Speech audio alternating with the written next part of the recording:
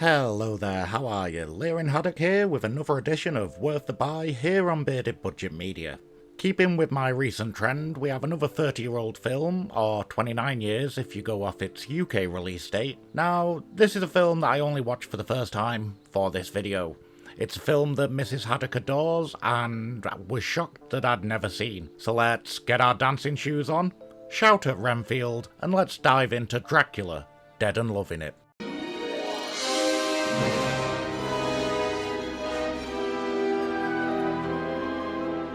A Leslie Nielsen comedy from the 90s that I haven't seen? Heaven forbid. I have fond memories though of seeing the trailer for this film time and time again at the beginning of multiple VHS tapes, both owned and rented. But when visiting Blockbusters or our local corner shop that also did video rentals, I either never came across it or an offer for 3 for X amount of pounds would be on, and it never ended up coming home with me.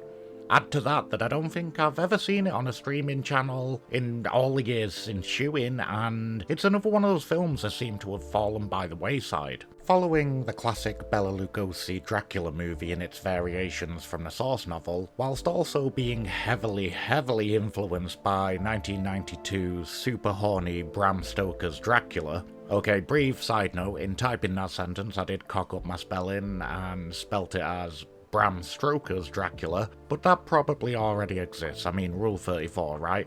I digress though. Starting with Solicitor Thomas Renfield arriving in Transylvania for the signing of the contract for Count Dracula to purchase Carfax Abbey in Britain. Upon turning Renfield into his minion, he journeys to Britain, and what follows is the classic Dracula tale of him trying to find a bride and the fight against him. Please like, comment, share and subscribe, it really means a lot and helps the channel out massively. This is an unusual one for me, as it's a film that even though it's 30 years old, I literally only watched it last week. I know, bad Haddock boy, but it's also bittersweet to watch as well, knowing that this film was Mel Brooks' last directorial effort. Unfortunately, the film was a critical and box office flop, which upsets me more as it feels a bit like a lot of people will see Mel Brooks' career as ending on a whimper and not a bang. But as is my style on this channel, just because the critics didn't like it and it didn't make ridiculous amounts in box office, doesn't mean it's a bad film. It's just not as good as some of his others. But those other films from Mel Brooks are in the Mount Rushmore of cinema. And I mean not just the Mount Rushmore of comedy films, but of all cinema. Casting within this film, like all of Mel Brooks' films, is perfectly on point. Something that no one can knock within the film is the cast and what they all individually and together bring to the film. Everyone in this gets what they're doing and it comes across.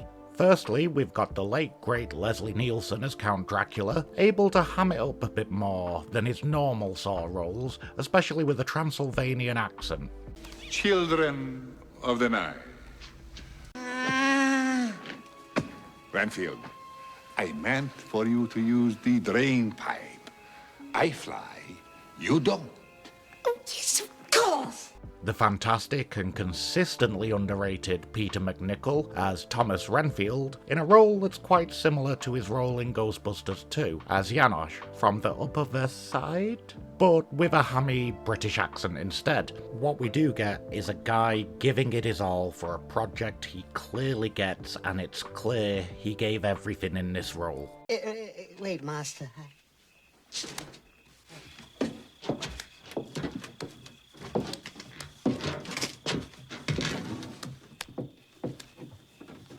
All right, I'm listening.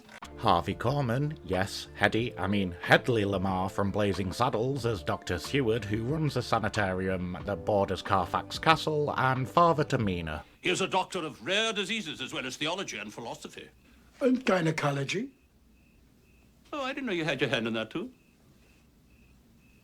Adding the delightful Amy Yazbek as Mina Seward, the one chosen to be Dracula's bride, who may be familiar to people as Maid Marian from Robin Hood Men in Tights. Father. Yeah? It's Lucy. What's the matter with her? Well, I don't know. She's frightfully pale and wan. And let's not forget the legend that is Mel Brooks as Professor Van Helsing. It's an emergency. An emergency? Yes, sir. An emergency. Then we move into the supporting players. Yet again, this is a film with great actors being great in the roles that they have. Don't be shocked at seeing some familiar faces too, it is a Mel Brooks film after all. Whether it's the stunning Lysette Anthony as Lucy Westenra, yes, the same Lysette Anthony who was in Krull. Count Dracula.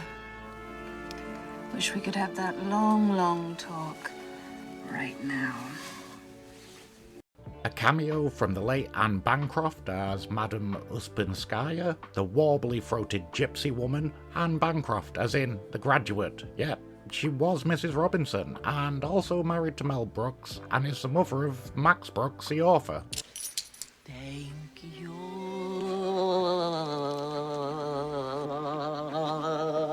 Another Men in Tights alumni, and playing a very similar role to that one, is Megan Cavanagh as Essie. She was Broomhilda in Men in Tights. Oh, one moment, I was on guard, wide awake, and the next I felt like a dark cloud came over me.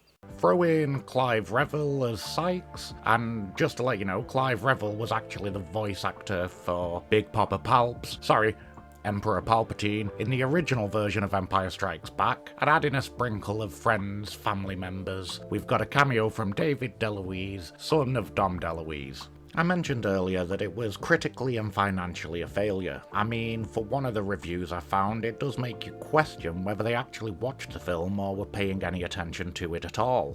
The reviewer from Variety, a Mr. Joe Layden, refers to the film as not being good because, and I quote, "Compared to the recent glut of dumb, dumber and dumbest comedies, Brooks' pick seems understated. Considering the slamming that things like Dumb and Dumber and other comedies got from critics for being dumb, I find it hilarious this guy then complains that this isn't as risque or as dumb as films that had been slammed by critics beforehand but loved by fans." He also stated that Renfield develops a taste for flies and spiders, having been bitten by Dracula. That just doesn't happen. You hear only my voice. From this moment on, you are my slave. You will sacrifice everything for my safety. This film is better than what the critics say it is. The author Bruce G. Hallenbeck, in his book Comedy Horror Films, A Chronological History, 1914 to 2008, ranks it alongside Polanski's The Fearless Vampire Killers as one of the greatest vampire comedies of all time.